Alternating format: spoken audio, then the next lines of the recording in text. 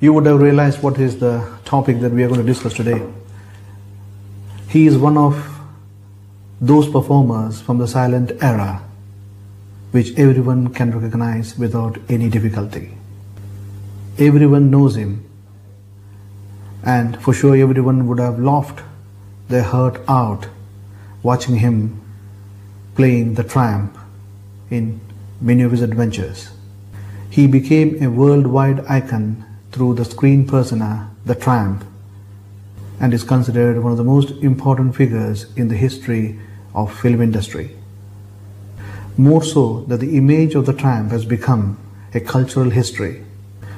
The character is recognizable to people who have not even seen him or his films, or in those countries where his films were never screened. Even critics have written about the enduring and unique nature of the Tramp, and argued that no other comedian has had a worldwide impact, as it contained articulate, splendid comedic expressions of the human spirit in movie history. Sir Charles Spencer Chaplin was an English actor, comedian, filmmaker and composer who rose to fame in the era of silent films. He lived for 88 years and his career spanned for nearly 75 years in the Victorian era until a year before his death in December 1977. A life surrounded with adulation and controversy. Chaplin's childhood was of extreme poverty and hardship, and of extreme tragedy. The most dramatic rags to riches stories ever told. The baggy pants, the howler hat, the mustache, oversized shoes, the bamboo cane. The image of the little Tramp is nothing but iconic, a timeless character.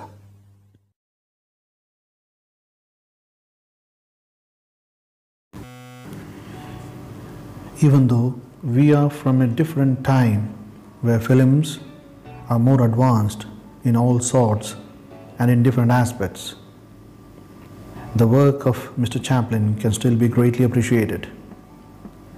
Not only great timing and acting, but situations that he explored in his films are evergreen. If in case you don't know, Mr. Chaplin wrote, edited, starred in, produced, directed and composed the music for most of his films. He was that talented. Apart from that, he was also a great perfectionist and had great passion for his work. He had a great understanding of what was funny and what kind of behavior truly inspires people. He knew how to act, how to walk, how to dress, and how to react to induce laughter. Charlie Chaplin is probably the most well-known actor of the early 20th century and was well recognized for his work. In fact, he was described by the British Film Institute as a towering figure in world culture and was included in the Times magazine's list of the 100 most important people of the 20th century for the laughter he brought to millions, and also because he helped turn an industry into an art. He won an Oscar as well. Some of his decisions were controversial, but still his actions inspired generations and generations of people to pursue their passion, whether in movie business or elsewhere. Let me share with you one incident which I read somewhere. You know, Charlie Chaplin cracked a joke with his audience and all the people started laughing. He repeated the same joke again. Some of the people laughed. He repeated the same joke once again and none of them laughed. Then he came and said, "When you cannot laugh on the same joke again and again, why is it that you are thinking about your bad times and your worries and crying again and again?" Beautiful insight. Life is so beautiful. So why to worry? Enjoy life. And on that note, let me share with you 5 of the heart-touching statements made by him.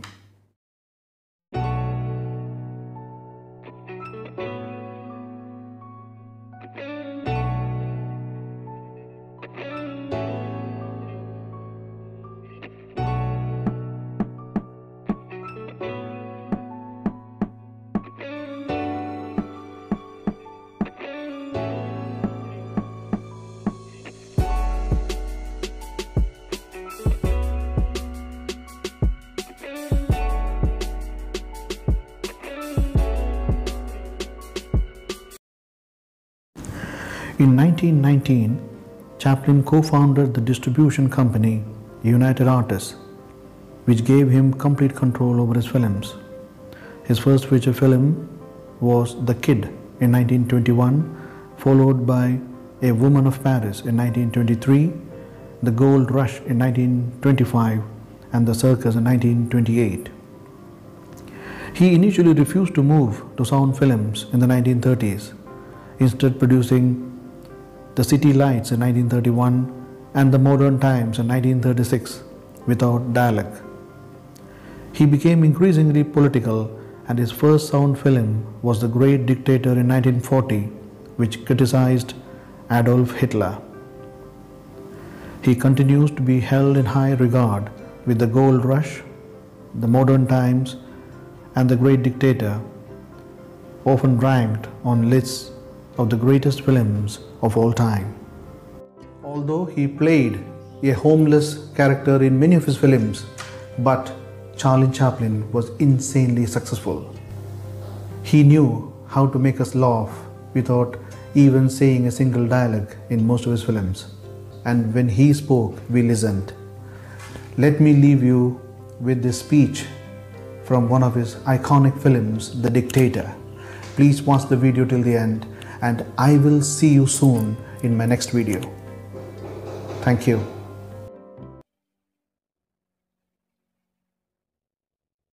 I'm sorry, but I don't want to be an emperor.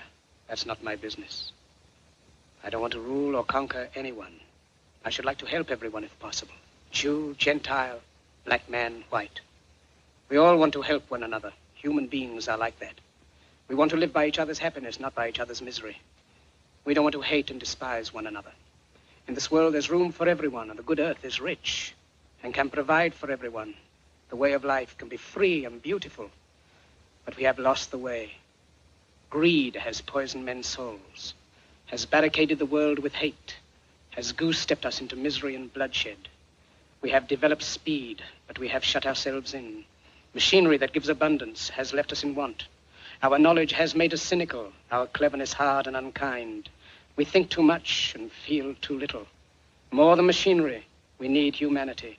More than cleverness, we need kindness and gentleness.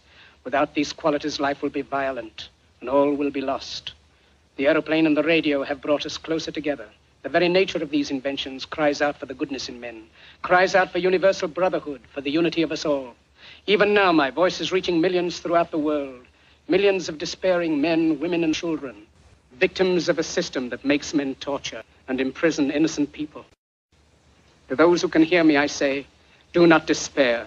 The misery that is now upon us is but the passing of greed, the bitterness of men who fear the way of human progress. The hate of men will pass and dictators die, and the power they took from the people will return to the people. And so long as men die, liberty will never perish. Soldiers, don't give yourselves to brutes, men who despise you, enslave you, who regiment your lives, tell you what to do, what to think, and what to feel, who drill you, diet you, treat you like cattle, use you as cannon fodder. Don't give yourselves to these unnatural men with machine minds and machine hearts.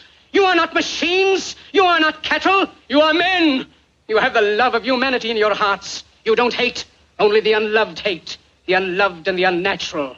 Soldiers, don't fight for slavery, fight for liberty. In the 17th chapter of St. Luke it is written, the kingdom of God is within man, not one man nor a group of men, but in all men, in you. You, the people, have the power to create machines, the power to create happiness. You, the people, have the power to make this life free and beautiful, to make this life a wonderful adventure. Then in the name of democracy, let us use that power. Let us all unite. Let us fight for a new world, a decent world, that will give men a chance to work, that will give youth a future and old age a security. By the promise of these things, brutes have risen to power, but they lie. They do not fulfill that promise. They never will. Dictators free themselves, but they enslave the people.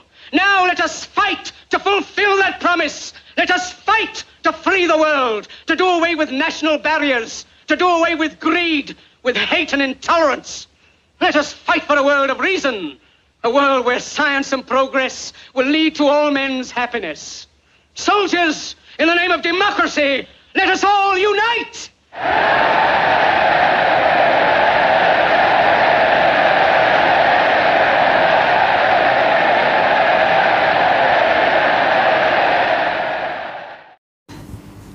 He was a monument of the cinema, of all countries and all times. The most beautiful gift the cinema has given to the world, its most extraordinary performer, and probably still its most universal icon. Thank you for watching.